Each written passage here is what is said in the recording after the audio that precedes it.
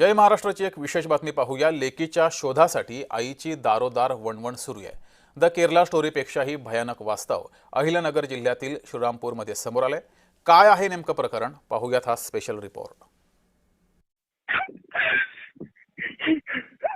त्याचे गावचे पण मला धमकी आता जायचं नेमकं ते राहिले। कुठे तो निघून गेले इथून। तो नगरला ये। किती वेळा किती तो नगरला? आता बस नाही दुपारून बस आहे। हा तू नगरला ये। मी येते नगरला। हा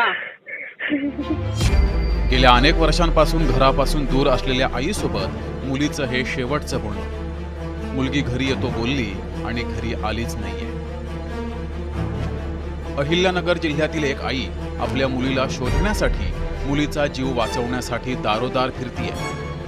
मात्र तिची मुलगी जिवंत आहे की नाही हे 14 वर्षांनंतरही अजूनही आईला कळत नाहीये। माझी मुलगी आता कुठं आहे आणि कशी आहे काहीच माहित नाही। माझ्या कॉन्टॅक्ट मध्येच नाही, कारण ह्या माणसाने माझी मुलगी सगळं म्हणजे तिचे नंबर ब्लॉक केले, तिचं इन्स्टा ब्लॉक केलं, माझ्यापासून ती वंचित केली। म्हणजे माझ्याशी कॉन्टॅक्टच ठेवला। आज कुठं आहे काय काहीच मला माहित नाही काहीच।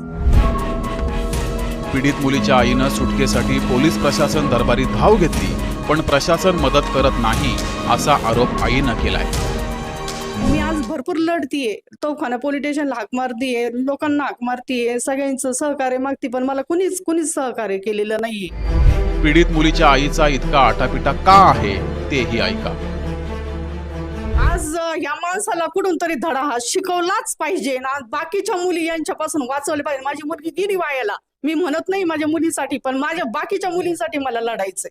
मला बाकीच्या मुलींसाठी काहीतरी त्यांना न्याय मिळवून द्यायचा आहे। पोलीस प्रशासनानं पीडित महिलेचा शोध लावून लव्ह जिहादच्या जाळ्यात अडकलेल्या मुलीची सुटका करून तिला आईच्या ताब्यात द्यावं अशी मागणी हिंदुत्ववादी कार्यकर्त्यांनी केली आहे।